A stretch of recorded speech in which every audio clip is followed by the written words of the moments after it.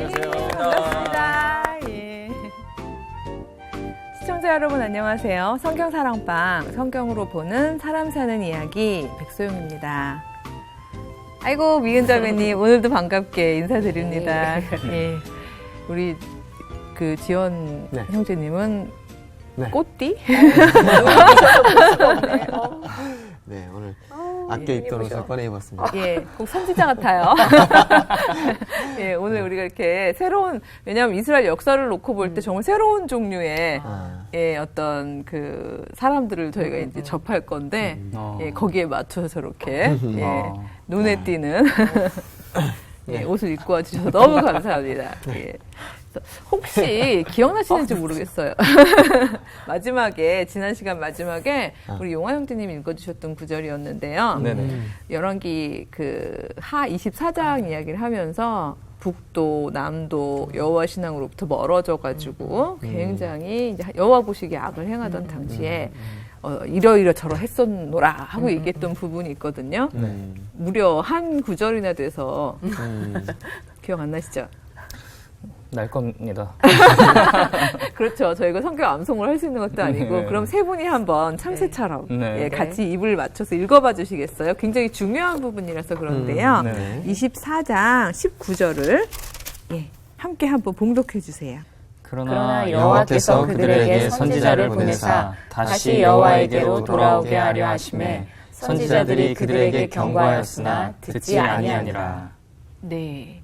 여기 지금 선지자라는 말이 나오잖아요. 네. 예, 저희가 언제 한번 다뤄보았었습니다만은 이제 선지자나 예언자는 이 시절만 있었던 건 아니죠. 그렇잖아요. 하나님의 영을 뭐 갑자기 이때부터 받았을 리도 없고요. 그렇죠. 하나님의 영을 쭉 받아왔는데 이때가 언젠가면요. 기원전 한 750년 전후예요. 근데 왜 하나님의 영은 이때 굉장히 많은 사람들로 하여금 말씀을 맡게 하고 말씀을 나가서 저렇게 눈에 띄게 전하게 했을까요? 그만큼 세상이 되게 어지럽고 하나님 말씀이 필요했지 않았을까. 그렇죠. 예, 사실은 까요 하고서 궁금하시죠? 하고 시작하려고 그랬는데 네. 예, 이렇게 정답을 바로 얘기해 주셔서 네, 아니에요. 죄송합니다. 감사하게 재미없게. 아니에요. 저희 생각도 비슷했습니다. 네, 네. 이미 다 알고 계시잖아요. 네. 저희는 이미 쭉 공부를 해왔기 때문에. 네. 그래서 정말 말 그대로 최고조로 달아 있었던 거죠. 북도, 남도. 어쩔 수 없이 여호와께서 정말 많은 선지자들을 통해서 맡은 말씀을 전하실 수밖에 없는 그런 상황이 된 그 상황에 대한 이야기 그리고 거기에서 선지자들은 어떤 말을 맡아서 전했는가 하는 거를 이제 공부해 보도록 하는데요. 오늘은 그 첫사람 아모스에 대한 이야기를 해보려고 합니다. 네. 시작할까요? 네.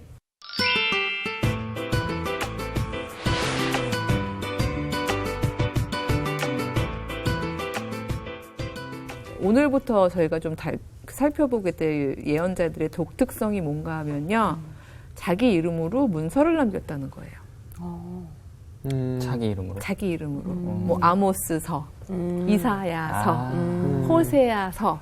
저희 구약 성서 안에 예언서들이 있잖아요. 네네. 이렇게 자기 이름으로 문서를 남긴 그래서 문서 예언자라고 불러요. 그 이전에도 뭐 선견자, 선지자, 예언자들은 늘 있어 왔지만 역사 가운데에서 하나님의 말씀을 맡아서 전하는 어떤 현장감 있는 사람들이었던 데 반해서 이 사람들은 작정하고 말씀을 기록으로 남기고 공적으로 예, 전하고 하는 역할을 했던 사람들이죠. 집필 자체가 자기들이 쓴 거예요? 예. 아주 대부분. 예. 근데 문서를 남긴 예언자들인데 이 사람들이 참 안쓰럽고 슬픈 이유는 옛날 사사시대의 사사들도 하나님의 영을 받고 하나님의 말씀을 맡아서 전하긴 했죠. 그렇지만 사사들은 제도적인 힘이 있었잖아요. 당시 인간왕이 없었기 때문에 사사들은 소사사던 대사사던 그 사람들이 그 공동체 안에서 제도적인 권위를 가졌었죠. 네. 그러니까 사람들이 따라하는 거죠. 그렇죠. 소사사는 제사장으로 사람들이 인정해주고, 그렇죠. 그다음에 뭔가 법적 판결을 할 때 사람들이 따라주고, 그다음에 대사사의 경우는 말 그대로 군사 지도자이기 때문에 카리스마적인 군사 지도자이기 때문에 나를 따르라 그러면 사람들이 다 따라 나갔잖아요. 권위가 그래도 있었는데. 그렇죠. 권위가 있었죠. 그때는 임시적이긴 했지만 권위를 가졌죠. 근데 이미 이제 이스라엘은 왕 시대로 접어들었기 때문에 네. 그리고 성전 중심의 제사장권도 확립이 돼 있죠. 그 다음에 왕 중심의 정치권도 확립이 돼 있죠. 그러니까 제도적인 힘은 하나도 없어요. 이게 다른 거죠. 짐이 무거울 수밖에요.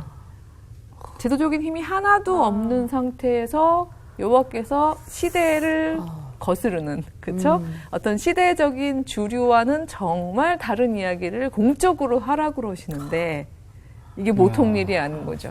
선지자가 낮아졌다는 거는 하나님이 낮아진 시대 이게 되겠네요. 예, 신학자예요. 이렇게 옆에서 보면은 하나씩 막 얘 말 나올 때마다요. 저는 무슨 소리인지 못 알아들었어요. 예. 저는 이 성경 사랑방의 묘미인데요.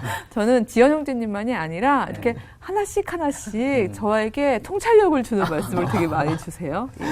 예. 정말 하나님이 낮아지시는 그런 시대가 이제 도래한 거고 그 무거운 짐을 첫 스타트를 끄는 이 예언자가 이 아모스인데 요 시대 설명을 제가 살짝 조금은 그래도 하고 가는 게 좋을 것 같아서 말씀을 드리는데 요때가 제가 750년 기원 전이에요. 네. 지금 다 기원 전 시절이니까 750년을 전후해서 예언자들이 많이 등장했다고 했죠. 네. 근데 이럴 수 있었던 배경이 뭔가 하면요. 그 이전의 반세기.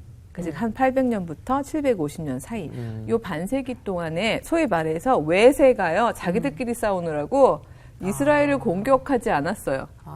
외세 침략이 적었네. 예, 보통 왜 국사 시간에 보면 세력 공백기 뭐 이런 걸 배우잖아요. 말하자면 그동안 계속 침공에 들어와가지고 정말 방어전 하느라고 정말 힘들었는데 하필 요 한 800에서 750년 사이에 자기들끼리 싸우고 막 자기들끼리 견제하고 막 커지는 거 이러느라고 한마디로 말하면 잠깐 잊어버리고 있었어요. 이스라엘을. 큰 나라들이. 그러니까 그때 약소국이었던 이스라엘 입장에서는 그냥 자기들 안에서 자기들끼리만 살면 되는 거죠. 어부지리로. 예. 그러니까 어떤 면에서는 상대적 평화를 누리고 있는 상태예요. 정치적으로는. 이 당시 무역이 정말 활발히 일어났어요. 예, 용로를 통해서도 또 해로를 통해서도 계속 막 포도주 같은 거 이렇게 만들어서 막 그 각종 생산 그 무역 활동을 하면서 소위 말해서 부자들이 생겨나기 시작해요. 어느 정도로 부자였냐면요. 부자들 중에서는요. 별장을 여름 별장, 겨울 별장 따로 두고 지낼 만큼. 사실 뭐 요즘도 이렇게 돌이켜 보면은 그럴 수 있는 거죠. 왜냐하면 여름에는 좀 서늘한 지역에다 지어놓은 여름 별장에서 지내고, 그렇죠. 겨울에는 따뜻한 지방, 이럴 정도로 진짜 그 이스라엘 안에 이런 부의 소유를 놓고서 위계가 생기는 상황이 되는 거죠. 이런 상황에서 부름받은 아모스는 이제 어떻게 첫 부름을 받나 그 이야기를 먼저 읽어보면서 저희가 이제 아모스서를 공부를 해보도록 할 텐데요. 1장 1절하고 2절을 한번 우리 지현 형제님께서 읽어봐 주세요. 유다 왕 우시아의 시대 곧 이스라엘 왕 요아스의 아들 여로보암의 시대 지진전 2년에 드고와 목자 중 아모스가 이스라엘에 대하여 이상으로 받은 말씀이라. 그가 이르되 여호와께서 시온에서부터 부르짖으시며 예루살렘에서부터 소리를 내시리니 목자의 초장이 마르고 갈멜산 꼭대기가 마르리로다. 예. 우선 제가 한 세 군데로 이렇게 좀 호흡을 끊어서 설명을 드리려고 하는데요. 자, 유다 왕 우시아의 시대, 곧 이스라엘 왕 요아스의 아들 여로보암 시대라고 하니까 그냥 막연하게나마 좀 헷갈리시죠? 예, 이게 우리나라 왕도 아니고, 그렇죠? 그래서 제가 좀 정리를 하고자 여기다 이렇게 미리 적어 놓았는데요. 여기 보시면은 되게 익숙한 이름들이 있을 거예요. 왜냐하면 우리가 북왕국에서 예후 혁명을 다루어 보았기 때문에 예후 이름 익숙하시죠? 그다음에 지난 시간에 저희가 남왕국의 이야기를 하면서 아달랴, 그렇죠? 그다음에 애기였다가 7살에 왕됐던 요아스 이름들 다 익숙하잖아요. 근데 그 시절을 저희는 공부를 했고요. 예후의 자손들이 이제 다스리는 거예요, 북왕국은. 그래서 이제 그 자손들이 다스리던 중에 이 동명이인이죠, 이 경우에는. 한 사람이 위아래를 한 게 아니라. 근데 여로보암 2세. 그럼 여로보암 1세는 누구죠? 북왕국의 첫 왕이 여로보암이었죠. 네. 기억나세요? 통일왕국에서 분리되어 나갈 때 네. 남유다는 르호보암이었고 네. 그쵸. 북왕국은 여로보암이었잖아요. 네. 근데 그분이 1세니까 네. 똑같은 이름을 사용하면서 2세라고 아. 되어 있는 거죠. 그래서 여로보암 2세 시절인 거예요.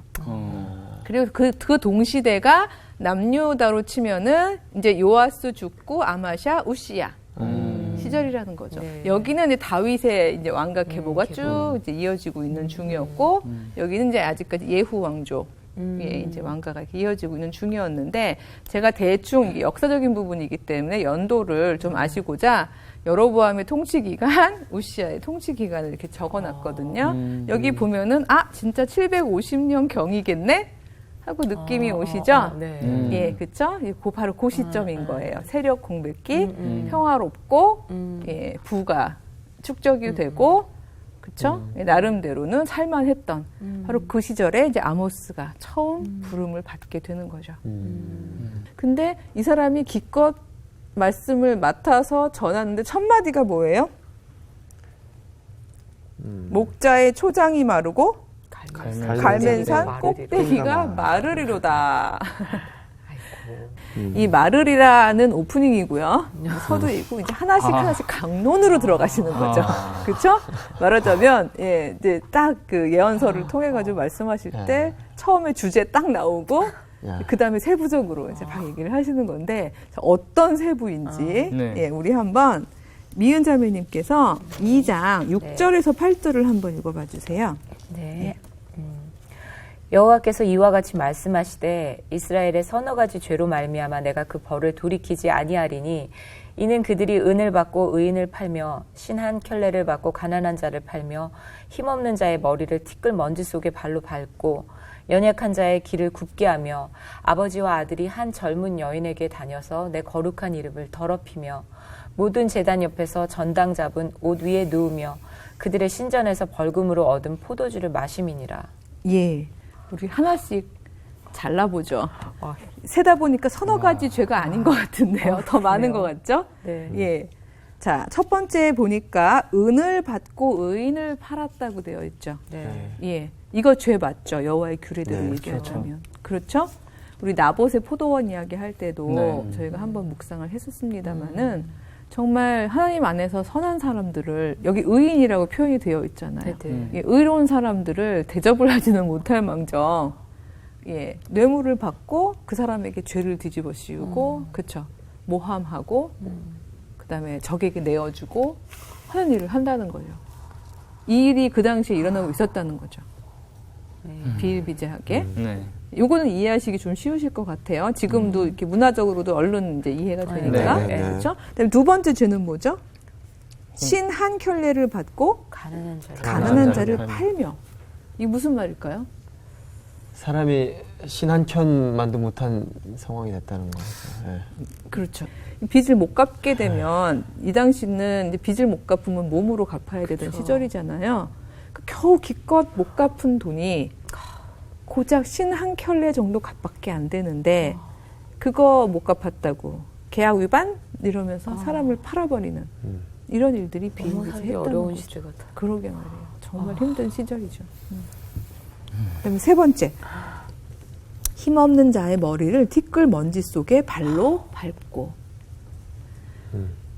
힘없는 자의 머리를 티끌 먼지 속에 발로 밟으려면 그 힘없는 자는 어떤 상태로 지금 있는 거죠? 저희가 이렇게 그림을 그려보면 쓰러져 있는? 머리를 땅에 지금 조아리고 있는 거죠. 머리를 낮은 자니까. 땅에 조아릴 수밖에 없는 사람인데 이미 조아리고 있는 것 자체도 충분히 굴욕적이고 저 사람이 인간으로 대우받지 못하고 있는 상황인데 그 사람 머리를 그 땅에다 발로 밟고. 대고 있는 그 머리를 발로 밟고 있다는 거잖아요. 이거를 다른 번역은 어떻게 얘기하고 있냐면요. 공동 번역에서는요.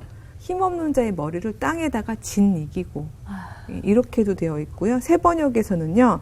그 머리를 흙먼지 속에 쳐 넣어서 짓밟고 이렇게도 되어 있어요.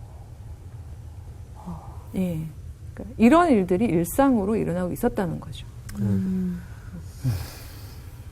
이렇게 계속 제가 여러분들에게 이스라엘이 저지른 죄인데 저희가 막 탄식하면서 예, 마음이 아프고 있습니다만 또 하나는 연약한 자의 길을 굽게 한다는 표현이 써 있는데요. 이거에 대해서도 이제 여러 가지 해석들이 많은데 이제 제일 일반적으로 얘기하는 게 왜 권세 있는 사람들이 길에서 이렇게 가다 보면 약한 사람들은 이제 주눅 들고 길에서 이렇게 비켜나게 되는 일들이 있잖아요. 네. 근데 이걸 좀 더 과격하게 해석한 경우에는 비키라고 내팽개치고 막 이런 얘기도 있고 그렇더라고요. 예, 그래서 정말 이 사람들이 사람 대접 못 받고 왜소하고 자꾸 쫄아들게 만드는 이런 일들이 있었다는 거죠. 그 다음에 아버지와 아들이 한 젊은 여인에게 다녀서 내 거룩한 이름을 더럽히며 이건 뭐 제가 굳이 해석을 안 해도 되겠죠. 네, 예, 이런 어떤 음란하고 부도덕한 상황들이 벌어지고 있었고 이건 결국 쾌락과 욕망을 쫓는 어떤 한 표식으로 이제 그려진 거겠죠. 그다음에 모든 제단 앞에 옆에서 전당 잡은 옷 위에 누우며 요거는 좀 문화적 해석을 해야 될 것 같아요. 네. 보통 가난한 집에서는요 한 사람이 겉옷을 하나 정도 가지고 있기도 쉽지 않아요. 자주 입는 게 아니기 때문에. 근데 낮에는 이제 일하고 이럴 때는 이제 겉옷이 필요 없으니까. 그래서 겉옷이 어떤 집은 심지어 한 집에 하나가 있는 경우도 있대요. 이렇게 나가는 사람이 돌려서 입는 아빠 오늘 내가 나갔다 올게 그러고 입고 나갔다 오고 예 돌아와서 걸어놓으면 뭐 예약해야 될 것 같은. 그래서 겉옷이라는 건 정말 말 그대로 밤에 휴식하고 추위를 피할 수 있는 이런 어떤 보호해주고 안식을 취하게 해주는 일종의 상징적인 그리고 실제적인 그런 이름인 거죠. 근데 이걸 저당 잡힌 거라고 이제 되어 있는 거 보니까 이 사람도 역시 뭔가 돈을 빌릴 때 갚겠다 전당포 우리 이런 것도 있었잖아요. 그러니까 그 겉옷을 왜냐면 이거 우리가 찾아가야지만 밤에 잠을 잘 수 있으니까 예, 당장 급한데 좀 빌려주세요. 제가 저녁에 마련해서 찾아갈게요. 하고 맡겨놓은 옷이잖아요. 네. 이 사람 왜 못 찾아갔을까요? 돈이 없으니까. 예, 갚을 수 없었으니까 네. 어쩔 수 없으니까 못 찾아간 거잖아요. 그랬더라면 부자일 텐데 너 일단은 돌려주고 야 덮어라. 그리고 돈은 나중에 갚아라. 좀 이렇게 헤세드, 은총을 베풀면 좋을 텐데 그만큼의 헤세드가 없는 거잖아요.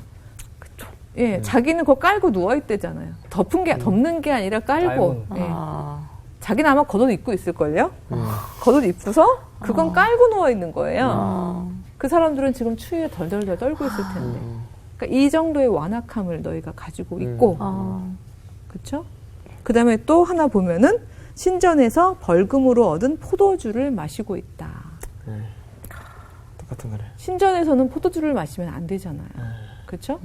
예. 그리고 특히나 이제 이 사람들이 어떤 사람들인지 모르겠지만 만약 이들이 나시린이거나 어떤 성전 제사를 집전하는 사람들이라면 더더군다나 그쵸. 예, 이런 일은 하면 안 되는 거죠.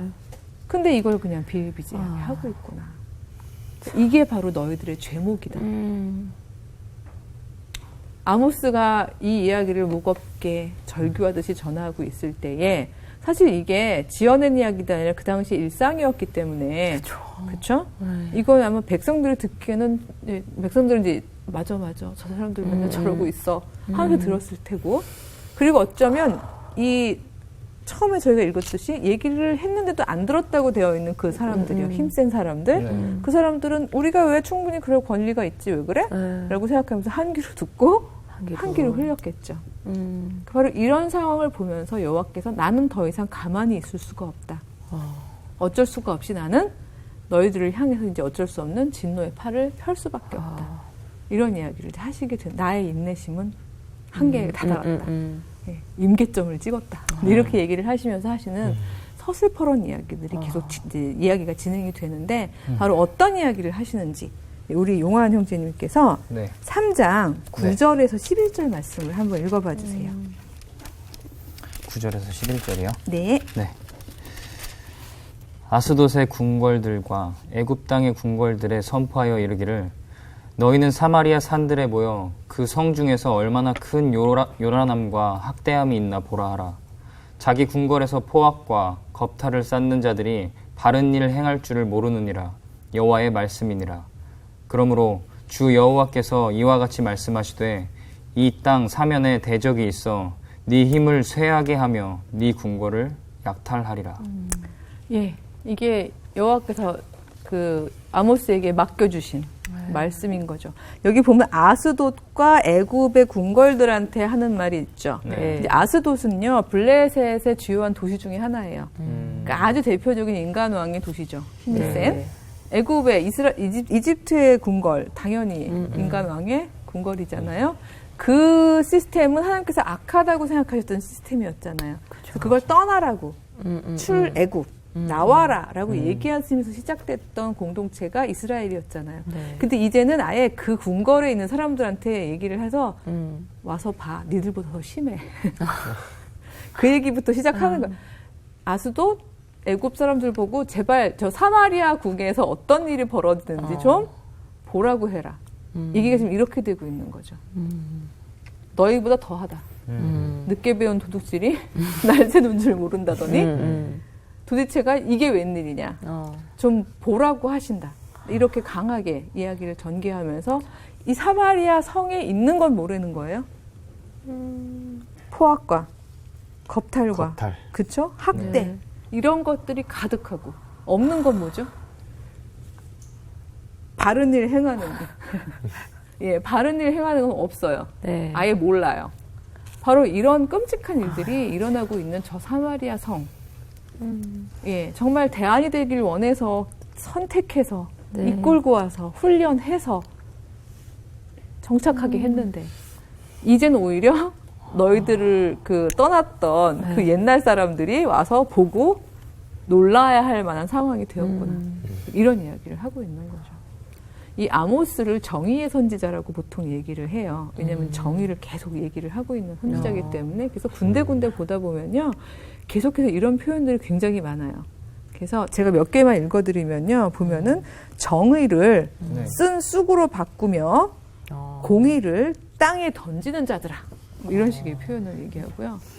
하나님께서는 정의로움을 원하시는데 그걸 쓴 쑥으로 바꾼다. 근데 되게 문학적 표현이죠. 예, 공의 같은 것다. 왜냐면 막 땅에 던지는 이런 자들아. 뭐 이런 표현도 있고요. 그 다음에 성문에서 책망하는 자를 미워하며 정직히 말하는 자를 싫어하는 자들아. 성문에서 보통 성문 그러면 제가 늘 말씀드리지만 공적인 이야기를 하고 네. 그리고 어떤 그 판결을 해주고 이러는 장소였다고 얘기했잖아요. 네. 거기서 여전히 여호와의 법을 알고 여호와의 규례를 알기 때문에 쓴소리를 하는 사람들 그런 사람들을 책망하고 그렇죠? 아, 그래도 가만히 있으면 중간이 나가지 이러면서 예, 책망을 하고 옳은 말 하는 사람들은 그렇게 핍박하는 자들아. 그렇죠? 그다음에 하나만 더 읽어드릴게요. 힘없는 자를 밟고 그에게서 미래에 부당한 세를 거두는 자들아. 아까 발로밤단 얘기를 했지만 밀이라는 건 바로 이제 음식들인데 왜 부자가 됐겠어요? 어떻게 부자가 됐겠어요? 이렇게 부당한 세를 가지고 이래서 너희들이 다 부자가 된 거 아니냐? 이런 이야기를 하는 거죠. 그래서 이런 너희들아, 너희들 그대로 하나님이 두고 보시지 않을 것 같구나. 근데 어쩔 수 없이 너희들을 향해서 나는 이런 벌을 내릴 수밖에 없구나. 라고 얘기하시면서 이제 하시는 것 중에 첫 번째 벌은 어떤 벌인가 하면요. 우리 지연 형제님이 읽어주셨으면 좋겠는데요. 5장 21절에서 23절을 한번 읽어봐 주세요. 네. 내가 너희 절기들을 미워하여 멸시하며 너희 성회들을 기뻐하지 아니하나니 너희가 내게 번제나 소제를 드릴지라도 내가 받지 아니할 것이요 너희의 살찐 희생의 화목제도 내가 돌아보지 아니하리라. 내 노랫소리를 내 앞에서 그칠지어다 내 비파소리도 내가 듣지 아니하리라. 예, 첫 번째 벌이에요. 즉, 나 그거 있죠. 내 안에 너희 없다. 예, 그 얘기죠. 나 예. 너는 모른다. 네. 사실 사랑하는 관계에서 제일 큰 벌이잖아요. 그러네요. 예, 막 찬양하고 막 제사 지내고 노래 비파 안 듣겠다. 나 너 모른다. 이거 자체가 이미 첫 번째 벌이잖아요. 네. 그렇죠? 예, 제사 필요 없어. 난 너희들의 이제 기쁘지 않아. 너희가 기쁘지 않아. 너희들은 나에게 존재감 제로야. 예. 이거 정말 큰 벌인데 아마 이 정도의 악한 사람들은 그걸 벌로도 생각 안 했을 것 같아요. 아니 뭐 맘대로 하세요. 뭐 존재감 제로여도 저희끼리 잘 살아볼게요. 라고 생각했었을 수도 있어요. 그래서 벌 2, 두 번째 벌인데 그걸로 그치지 않아요. 또 어떤 벌이 있냐 하면요. 그 벌은 좀 내용이 이제 길긴 한데요. 그래서 제가 미은자매님하고 용환 형제님이 같이 읽어주시면 좋을 것 같아요. 네. 3장 14절에서 15절 하고요. 네. 5장 11절, 예, 요거 미은자매님이 읽어주시고요. 4장 1절에서 2절은 우리 용환 형제님께서 한번 읽어봐 주세요. 네. 예. 네. 내가 이스라엘의 모든 죄를 보응하는 날에 베델의 제단들을 벌하여 그 제단의 뿔들을 꺾어 땅에 떨어뜨리고 겨울궁과 여름궁을 치리니 상하 궁들이 파괴되며 큰 궁들이 무너지리라. 여호와의 말씀이니라. 사마리아의 산에 있는 바산의 암소들아 이 말을 들으라. 너희는 힘없는 자를 학대하며 가난한 자를 압제하며 가장에게 이르기를 술을 가져다가 우리로 마시게 하라 하는도다. 주 여호와께서 자기의 거룩함을 두고 맹세하시되 때가 너희에게 이를지라. 사람이 갈고리로 너희를 끌어가며 낚시로 너희의 남은 자들로 그리하리라. 예. 그 다음에 이 한 부분을, 예, 제가 너무 많은 구절을 읽어달라고 부탁을 드린 바람에, 예, 예. 근데 같이 보면 되는데요. 네. 너희가 아무리 돌로 막 아름답게 집을 건축해서 다듬었어도 중요한 건요, 너희가 거기서 거주하지 못할 거다. 그쵸? 네. 아름다운 포도원을 너희들이 갖고 왔다 해도 그 포도주 마시지 못할 너희가 마시지 못할 거다. 즉, 너희가 가지고 있는 것들 다 빼앗길 거다. 그거 안전하지 않다. 그냥 안전하지 않은 게 아니라 용환 형제님이 읽어주셨던 것처럼 너희가 마치 낚싯바늘에 끌려가고 갈고리에 끌려가는 것처럼 끌려가게 될 것이다. 이게 참 아이러니인 게요. 인간왕 시스템을 가지지 않았던 이스라엘은 사사 시절에 늘 하나님께 건짐을 받았죠. 네. 그랬었잖아요. 네. 오히려. 네. 네. 오히려 그 시스템이 견고하지 않았음에도 항상 건짐을 받았고 항상 구원을 받았어요.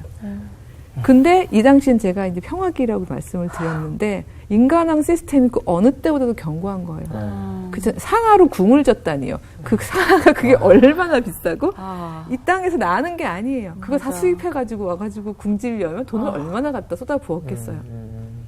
근데 너희가 견고하게 해놓은 그 모든 건축물들 너희들이 인간의 시스템을 아무리 그렇게 견고하게 지어도 너희 거기서 거주할 수가 없어. 왜? 끌려갈 거니까. 포도주 못 마셔. 왜? 끌려갈 거라니까. 지금 그 얘기를 계속 아모스는 하고 있는 거죠. 예. 그래서 사실 정말 무거운 짐을 진 자가 맞죠? 그러네요. 예. 바로 이런 이야기를 할 수밖에 없는. 근데 어쩔 수 없었을 거예요. 왜냐하면 이렇게 자기들이 죄를 짓고 있으면서 죄를 짓는 줄 모르고 있는 이 사람들 향해서 어떤 말을 할 수 있겠어요.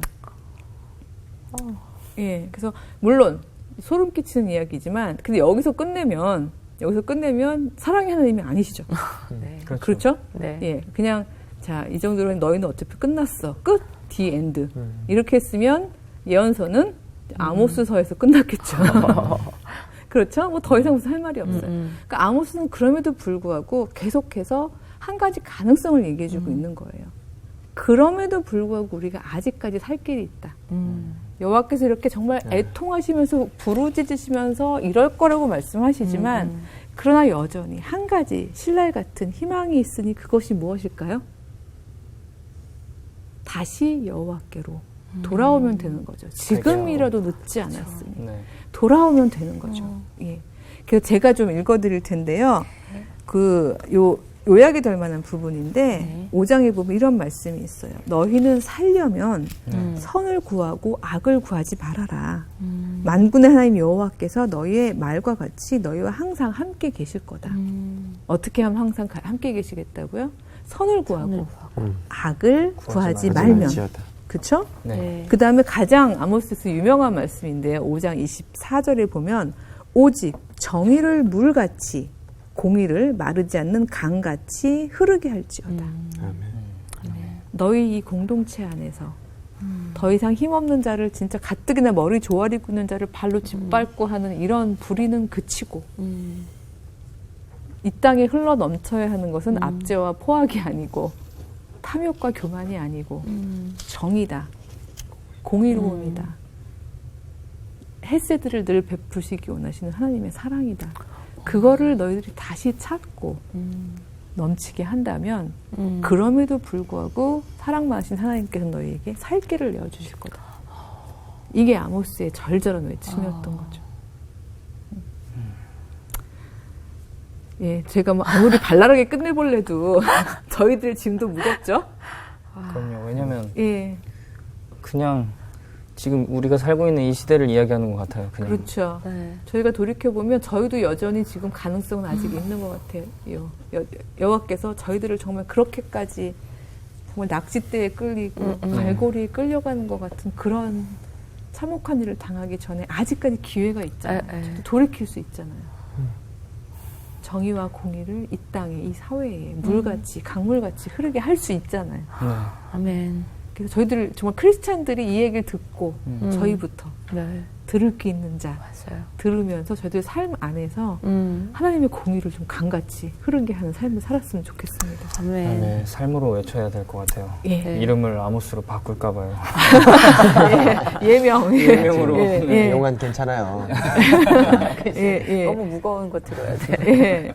우리 그런 마음을 마음 안에 적어도 무겁게 가지고서 네. 예, 저희 기도를 마치도록 할까요? 네. 예. 하나님을 모르는 이 패악한 세대에 적폐가 너무 쌓여서 그것이 악인지도 모르는 이 시대에 하나님, 저 오랜 시절 아모스가 피를 토하며 외쳤던 이 외침의 내용을 다시 한번 묵상합니다. 어쩌면 저희 시대를 향하여 하나님께서 여전히 들려주시는 말씀이 아닐까 싶습니다.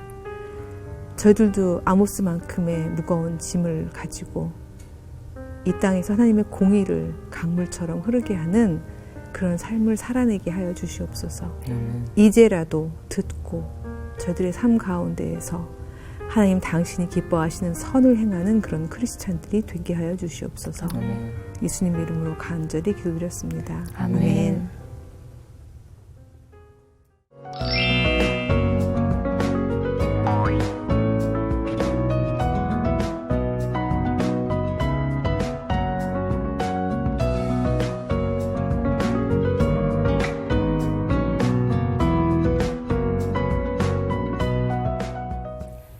성경사랑방, 성경으로 보는 사람 사는 이야기 오늘 시간을 마치겠습니다. 감사합니다.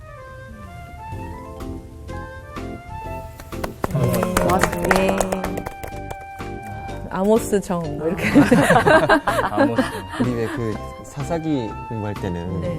사사 시대가 지금 이 시대랑 되게 비슷하다. 뭐 이렇게 또 네. 얘기 많이 하잖아요. 네. 근데 이때가 더 심한 것 같아요. 그렇죠. 어떤 면에서는 이런 네. 제도, 인간적인 제도 확 시스템이 확고해지고 난 다음에 더 네. 비슷하죠. 이게 더 맞아요. 비슷한 것 같아요. 더 디테일하고 비슷한 네, 것 같아요. 맞아요. 이게 막 더 유럽이나 정말. 이렇게 점점 더 좋아지는 이런 시스템이 이렇게.